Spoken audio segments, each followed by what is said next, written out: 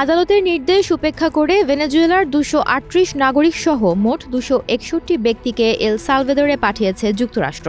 Trump প্রশাসনের এ পদক্ষেপের সমালোচনা করেছে ভেনেজুয়েলা ও বিভিন্ন মানবাধিকার সংগঠন। এল সালভাদোরের প্রেসিডেন্ট নায়েব বুকেলে বিবৃতিতে এ তথ্য নিশ্চিত করেছেন। রোববার সামাজিক যোগাযোগ মাধ্যমে নায়েব বুকেলে লিখেছেন, ভেনেজুয়েলার ট্রেন্ডি আরাগুয়ের গ্যাংয়ের ২৩৮ সদস্যসহ ২৬১ জন সকালে এল সালভাদোরে পৌঁছেছে। প্রতিবেদনে বলা হয়, এসব ব্যক্তিকে এল সালভাদোরের একটি উচ্চ নিরাপত্তা সম্পন্ন কারাগারে রাখা হবে। এজন্য মধ্য আমেরিকার দেশটি যুক্তরাষ্ট্র থেকে অর্থ পাবে। বার্তা সংস্থা রয়টার্সের প্রতিবেদনে বলা হয়েছে, ট্রেন্ডি আরাগুয়ের সদস্যদের দ্রুত প্রত্যর্পণের জন্য গত শুক্রবার কয়েক শতকের পুরনো ভিনদেশি শত্রু আইন বা এলিয়েন এনিমিস অ্যাক্ট ব্যবহারের নির্দেশ দেন যুক্তরাষ্ট্রের প্রেসিডেন্ট ডোনাল্ড ট্রাম্প। এটি যুদ্ধকালীন আইন হিসেবে পরিচিত। তবে পরদিন ওয়াশিংটনের কেন্দ্রীয় সরকারের বিচারক জেমস বোসবার্গ ১৭৯৮ সালের ওই ভিনদেশি শত্রু আইনের ব্যবহার ১৪ দিন বন্ধ রাখার নির্দেশ দেন। তার বক্তব্য ছিল, এই আইনের অন্য দেশের দ্বারা সংঘটিত এমন শত্রুতাপূর্ণ কর্মকাণ্ডকে বোঝানো হয়েছে যা যুদ্ধের সমতুল্য।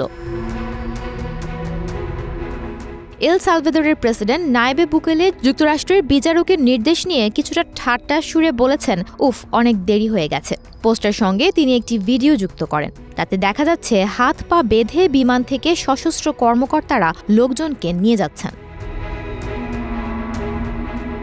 যুক্তরাষ্ট্রে অবস্থানকারী অন্য দেশের অপরাধীদের এল সালভাদোরের কারাগারে রাখার জন্য গত মাসে দেশটির সঙ্গে যুক্তরাষ্ট্রের একটি চুক্তি হয়েছে। বার্তা সংস্থা এপির প্রতিবেদনে বলা হয়েছে, ট্রেন্ডি আরাগুয়ের ৩০০ অভিযুক্ত সদস্যকে ১ বছর জেলে রাখতে এল সালভাদোরকে $৬০ লাখ দিতে সম্মত হয়েছে যুক্তরাষ্ট্র।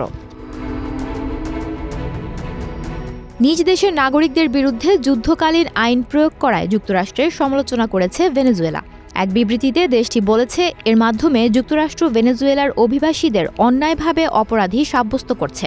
এর মাধ্যমে দাস প্রথা থেকে শুরু করে নাৎসি বন্দী শিবিরদের ভয়াবহ স্মৃতিকে উস্কে দিয়েছে, যা মানবতার ইতিহাসের সবচেয়ে অন্ধকার পর্ব হিসেবে পরিচিত। সুমনা মোস্তফা, প্রবাস খবর।